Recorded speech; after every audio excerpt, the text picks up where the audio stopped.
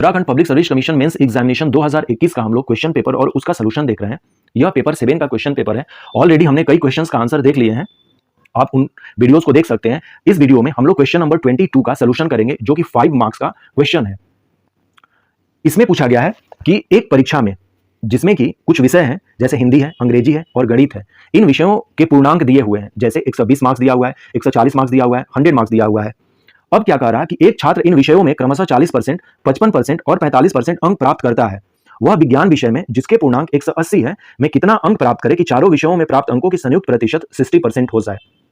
तो हमें क्या करना है कि वो विज्ञान में 180 नंबर में कितना नंबर ले आए कि चार जो विषय हैं इन सबको मिला दिया जाए मार्क्स इसका, तो वो 60% हो जाए। थोड़ा सा समझते हैं अपने एग्जाम को लेकर। देखिए, हमारा जो मेंस एग्जाम है वो 7 पेपर का होता है।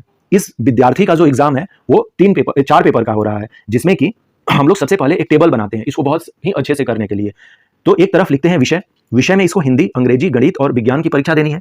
इनके पूर्णांक दिए हुए हैं। हिंदी 120 मार्क्स का है, अंग्रेजी 140 मार्क्स का है, गणित 100 मार्क्स का है और विज्ञान 180 मार्क्स का है। प्रतिशत जो है 3 विषय का दिया हुआ है कि वो कितना प्रतिशत मार्क्स लाया। 40% लाता है हिंदी में, अंग्रेजी में 55%, गणित में 45%, विज्ञान में नहीं पता है कि वो कितना प्रतिशत ला रहा, लेकिन हमें निकालना है कि वो कितना अंक प्राप्त करे कि टोटल उसके 60% हो जाए। जैसे थोड़ा सा समझते हैं, हम लोगों को 7 पेपर है, पेपर 1, 2, 3, 4, 5, 6, 7।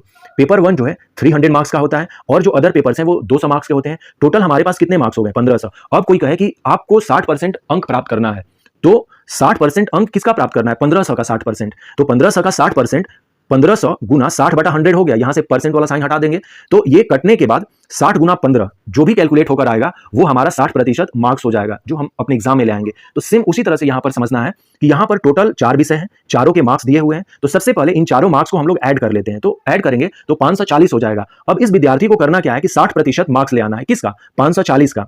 तो 540 का 60% क्या हो जाएगा? 540 का 60/100 हो जाएगा, क्योंकि ऑलरेडी हम लोगों ने देख लिया कि परसेंटेज का मतलब कुछ नहीं 1/100 होता है। तो इस परसेंटेज को हटाने के लिए 60/100 कर दिया हमने। एक जीरो यहां कटा, एक जीरो यहां कटा, तो 54 गुना 6 आया।